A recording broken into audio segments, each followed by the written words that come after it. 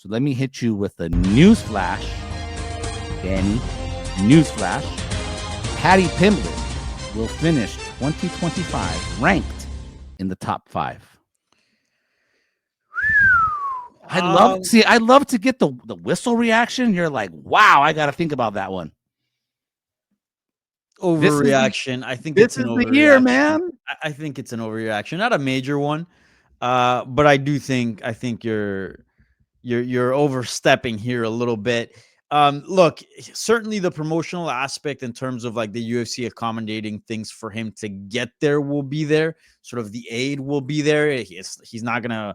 It's not like one of these fighters that are, under the radar, not very, very well liked by the UFC, and they have to go on, 10 fight winning streak and all this crazy stuff in the promotion in order to get their due.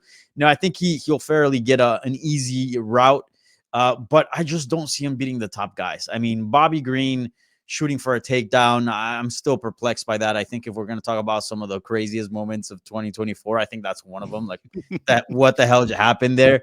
And look, I do think he's improving. I do think he's a good fighter. I think he's UFC quality. But is he like top 5, top 10? Man, I don't like his chances. By the end of the year, he will be, man. By the end of the year, any of his chances against the top 10 guy. Actually, any of his chances against the top 15 guy, I think any of those guys in the rankings would beat him. So any of them? Now that's an overreaction. Pick one. I'll tell you. I came into this here. I'm a little upset. Okay. I'm a little upset. I'm gonna tell you why I'm a little upset. Because just before we started recording this, I looked into our Slack channel where Paddy Pimblett apparently teased his UFC London fight, and the tease was "see you at the top." And I was gonna come into this show, and Kamikaze will tell you pre-production. We were talking about this. That's the fight that should be made, is Paddy Pimblett against Michael Chandler. Paddy Pimblett against Michael Chandler. And when he beats Michael Chandler, that's going to catapult him to just outside the top 5. And who's going to get him in the top 5? Justin Gaethje. No, you're crazy. I said it. You're crazy. I said it.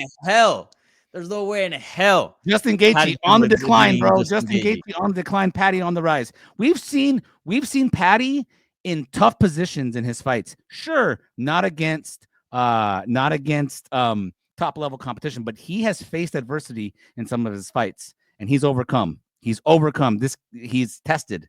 He's going to be tested like he never has before in 2025, but he'll beat Michael Chandler if they fight each other. That'll get him just outside the top 5, and then I can see him fighting perhaps Justin Gaethje after that and getting that win. Then he's a legit title contender.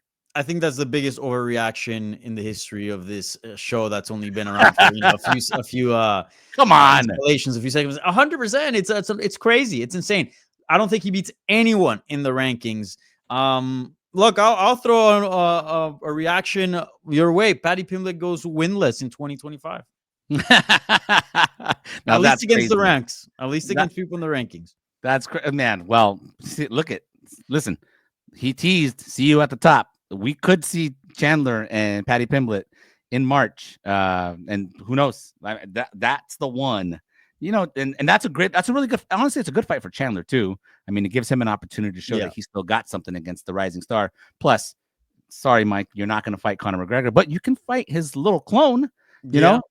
But Paddy though, this is the one he's been working towards this year, dude.